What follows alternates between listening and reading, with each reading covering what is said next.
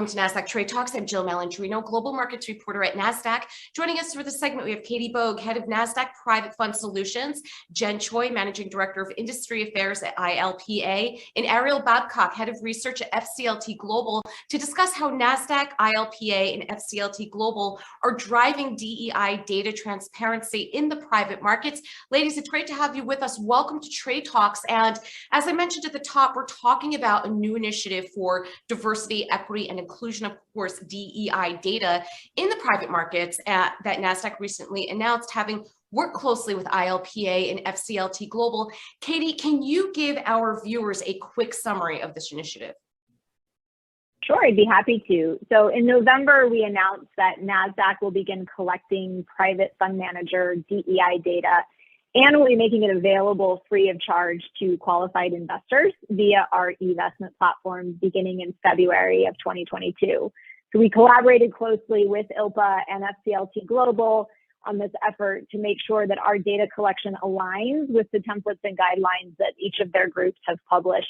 So fund managers often get inundated with requests for the same data in slightly different formats, all of which creates friction, slows down the process of getting that data to investors. So by teaming up with ILPA and FCLTGlobal here, our goal is to provide an efficient and streamlined framework for DEI disclosure, and hoping that enabling access to this data, we believe, will bring a new level of transparency for the investment community and overall help drive change.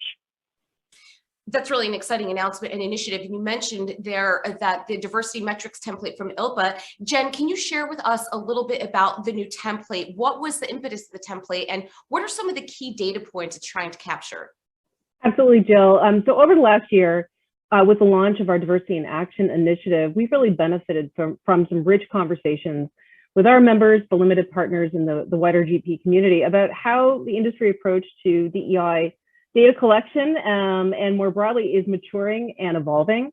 We believe that data is absolutely critical and a critical part of the equation. LPs are asking more of their managers. They're asking for more qualitative and quantitative information on diversity, and also looking for signs of progress as well as indications of specific actions that GPs are taking that will generate and accelerate that progress over time.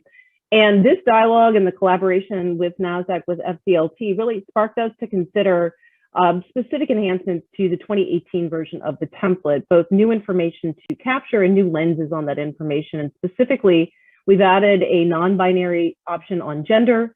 We've introduced a globally relevant set of designations on race and ethnicity. And we've also made the space for the capture of additional dimensions of diversity, such as military experience, persons with disabilities, LGBTQ+ status. We've also expanded the template to allow for capturing diversity demographics at the portfolio company level, portfolio company boards, and senior management. And the hope is that these changes are not only a reflection of where the industry is at today, but are also aligned with the industry's aspirations for data capture on DE&I. And all of these updates to the template were made in concert with and alongside enhancements to the ILPA DDQ, those questions that LPs are using to diligence managers and really serve as a framework for that ongoing conversation around monitoring our progress. I'll just close by saying data capture is not enough. We don't have a baseline assessment today to really benchmark ourselves against.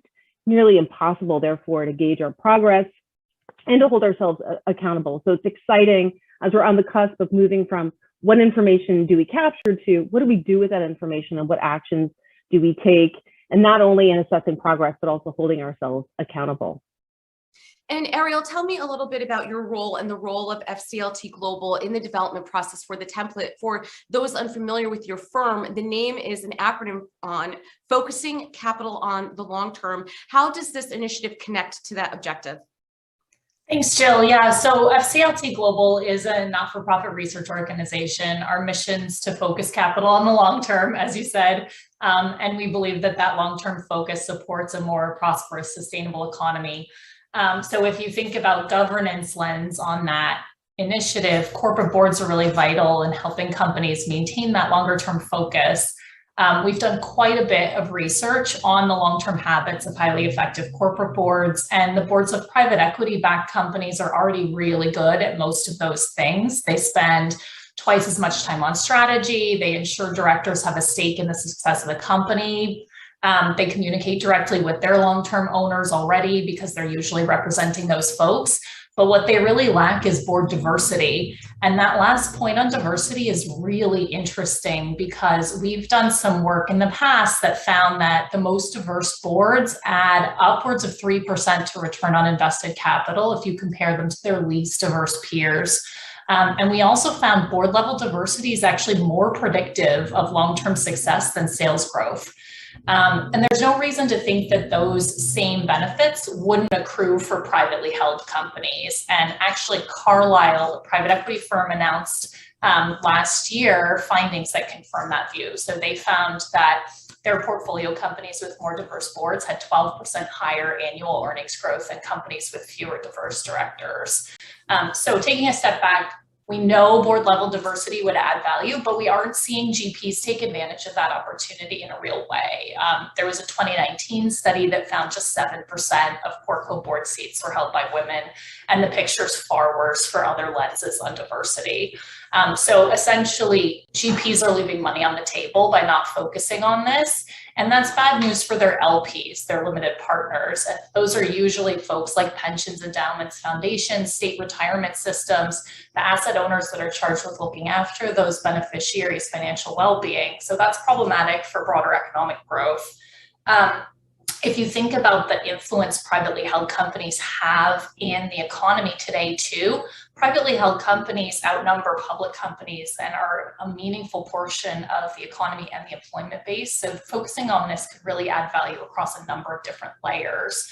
And to Jen's point earlier, to fix it, we really need to focus on it, and that means data. So we've been working together with Nasdaq and with ILPA on this project to really try to seize on that chance to be more transparent on these issues and report in a way that's consistent and comparable, kind of apples to apples basis, and easily accessible to the people who are well placed to take action on the basis of that data.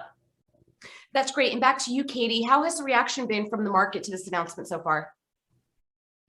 The reception's been great so far. We've had several investors start signing up for the wait list to get access to this information once it's available in February. And many of them are also encouraging their existing GP relationships to start contributing the data.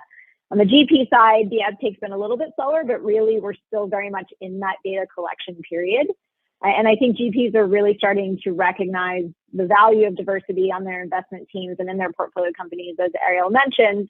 And they're taking the opportunity to provide this data as an important part of their fundraising process. As LPs are looking for diversity in their manager rosters, GPs can really showcase their diversity efforts to those investors. So for anyone watching today who's interested in submitting their data or getting access to the waitlist to access this information, you can visit the URL that'll pop up on the screen to sign up. All right. Thank you so much, ladies. We appreciate the insight. Thanks for joining us on Trade Talks. I'm Jill Malandrino, Global Markets Reporter at Nasdaq.